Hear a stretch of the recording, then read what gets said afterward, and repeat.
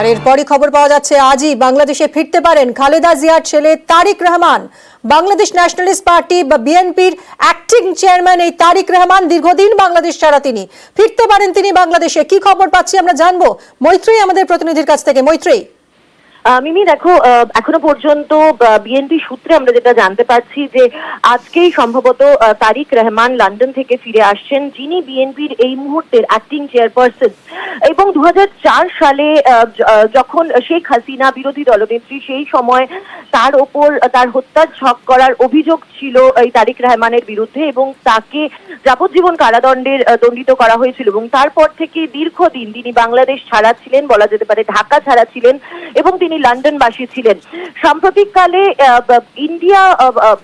ইন্ডিয়ার এগেনস্টে যে ভারতের বিরুদ্ধে যে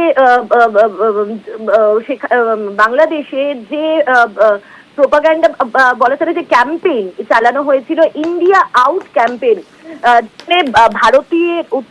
ভারতের সমস্ত পণ্যকে বয়কট করার ক্যাম্পেইন চালানো হয়েছিল, তারও পেছনে এই তারিক রহমানই ছিলেন বলে কিন্তু বাংলাদেশের বিভিন্ন সূত্র থেকে আমরা জানতে পারছি।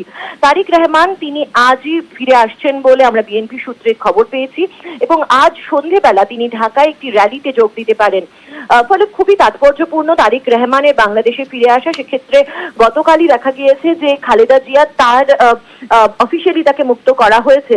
তবে আমরা বাংলাদেশের বিভিন্ন সূত্র মারফত যেটা জানতে পারছি, যে দীর্ঘদিনই অত্যন্ত অসুস্থ খালেদা জিয়া, এবং তিনি হাসপাতালে চিকিৎসাধীন রয়েছেন।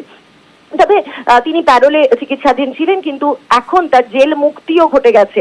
এবং অন্যদিকে তার ছেলে তারিক রহমান, যিনি লন্ডনে ছিলেন দীর্ঘদিন, তিনিও ফিরে আসছেন। ফলে যেটাও কিন্তু অত্যন্ত তাৎপর্যপূর্ণ এই মুহূর্তে। ধন্যবাদ মৈত্রী।